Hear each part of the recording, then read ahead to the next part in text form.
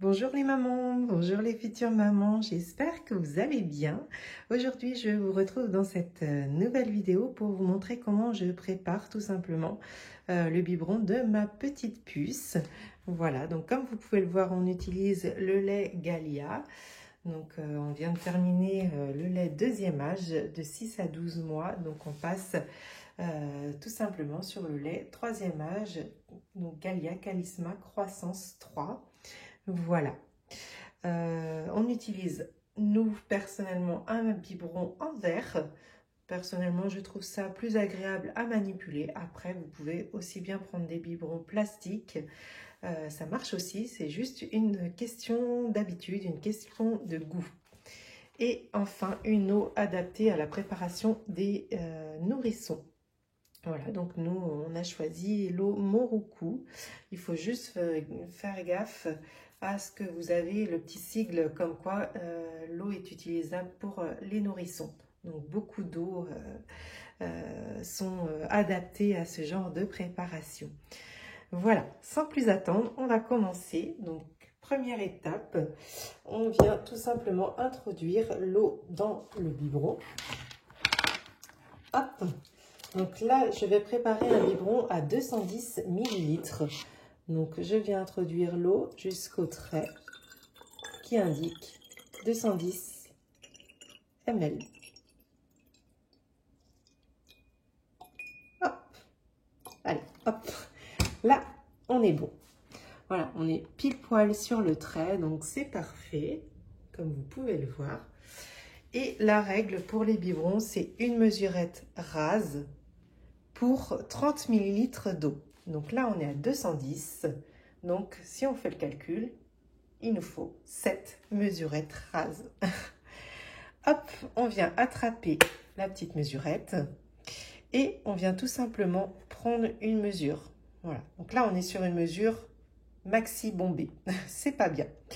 Donc, vous avez ici une petite réglette qui va venir araser la cuillère. Donc, attendez, je refais. Hop, là, on est bombé. Et là, on vient araser. Voilà. Là, c'est bien. Et tout à l'heure, il y avait un petit trou. C'est pour ça que j'ai recommencé. Mais là, c'est parfait. Et on vient tout simplement l'introduire, hop, dans le biberon. Voilà. Donc, on en fait 7 comme ceci. Excusez-moi hein, si je ne suis pas très habile. C'est juste que j'essaye de filmer en même temps. Et d'habitude, j'ai mes deux mains. Donc, je vais sans doute mettre un petit peu de poudre à côté. Je m'excuse par avance.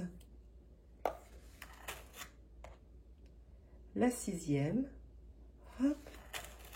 Et la 7e. Voilà. On vient tout simplement remettre la petite cuillère à sa place. Refermer la boîte. Et la prochaine étape, c'est d'agiter correctement. Je dis bien correctement car il y a une technique pour agiter le biberon. Désolée, j'en ai mis un petit peu partout. Donc d'abord, on vient boucher le biberon avec sa tétine et ensuite, on vient tout simplement agiter de droite à gauche. De cette façon-là, tout simplement parce que la poudre de lait peut venir boucher la tétine quand on agite directement de haut en bas.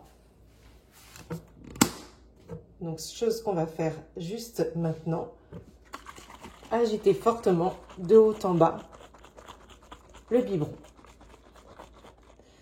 Voilà, donc là, il est prêt, mais il n'est pas chauffé.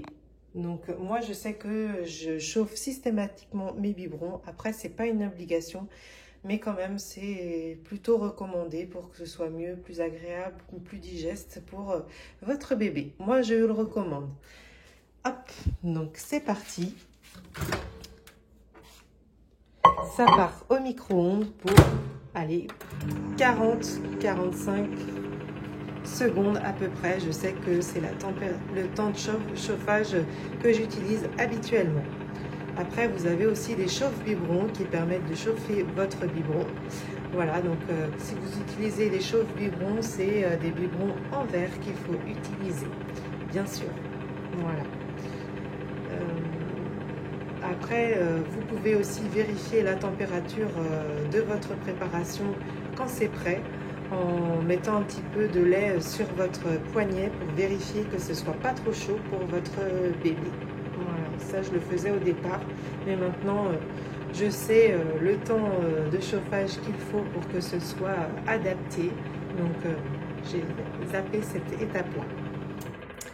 Hop! Dernière chose à faire, quand vous avez fait votre biberon, tout simplement le réagiter pour que la poudre de lait se dissout le plus possible. Et voilà, le biberon est prêt.